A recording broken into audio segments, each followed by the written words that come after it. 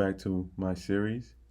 In the last episode, we talked about how to get the current user information so that when a user goes to the page, let me refresh, it automatically populates their information. So as you see here, it has my first name and last name. In this episode, it's going to be a little bit different.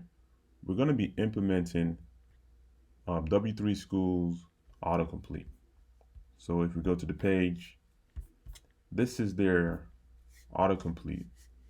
On this page, it shows you how to use their autocomplete or even learn how to create the autocomplete. So the thing is, when you start typing, it provides all the countries so that you can select it and it automatically populates.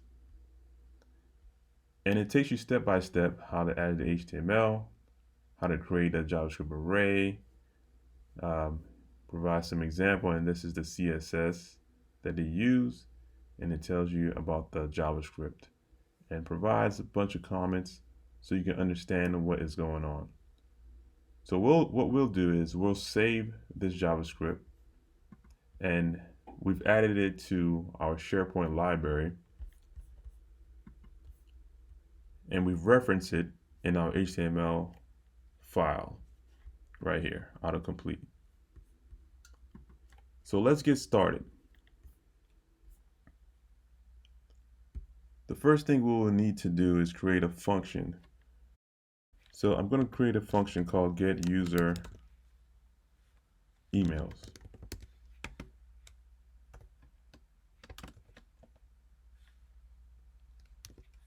So similar as we had in our last episode, we're going to create an array so that we can save all the emails in this array.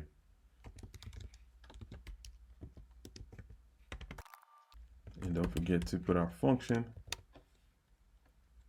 The next thing we need is we're going to be using the HTTP service.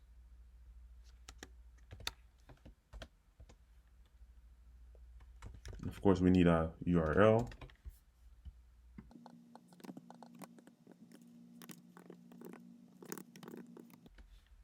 Need the site users, and we're going to be selecting the email. So let's say we copy this, you will see all the information that it's providing. And of course, if you're in a large organization, this will be way longer. Second, we need the method, which we'll be using is get. The third, we need our headers. I'm going to copy, since it's the same as this one. Now that we have our header, and you remember this is a prompt, we need a promise here. So now we can do console.log and see what we have gotten. So let's save that. Go to our page. Let's reload it and open up Developer Tool. And don't forget to call your function as well, so it can start. So let's do this again and refresh. I spelled response wrong.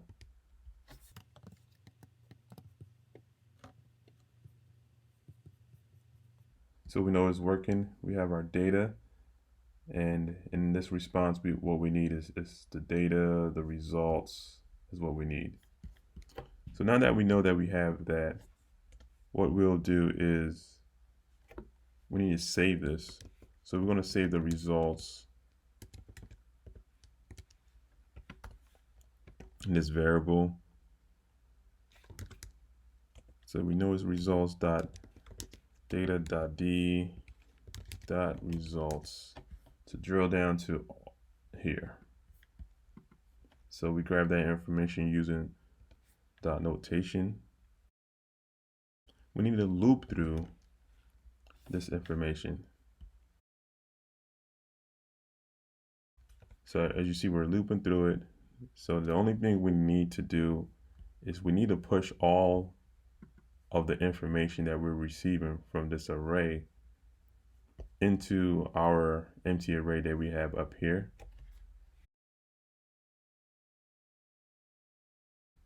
So we're looking at each of the index, and in the index, we're just grabbing the email. So jump into W3Schools. It tells you how to implement it at the last. It says that pass the countries array as the second parameter of the complete function. So we know we have our array of emails. So we'll just use this since we have it reference the JavaScript file reference. So we do complete. We need to grab the element that we're going to be using, which is user email.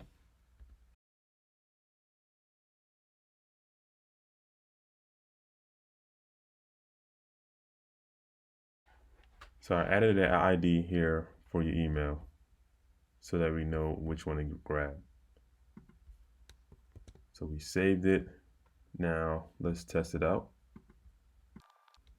So now that we type, as you see, unfortunately I only have one or just a couple, and a lot of them are empty.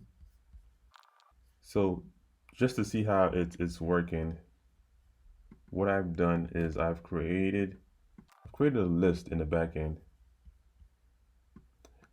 Site contents, I've created email mock data. So this is 286 items. So if you want to just see how this works, we'll use the same thing that we've used in our last episode. Sorry, excuse me, in the first episode, which is this right here. Get by title. So let's pass in the correct information, which is email mock data. I'm going to save this. Let's go back to our form.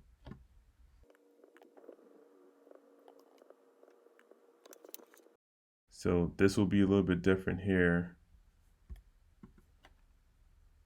Let's comment this out.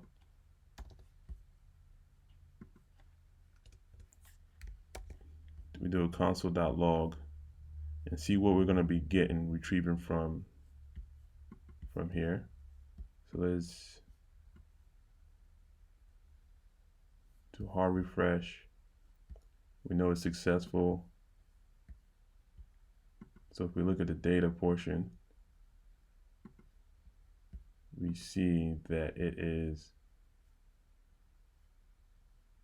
should be the title. There we go.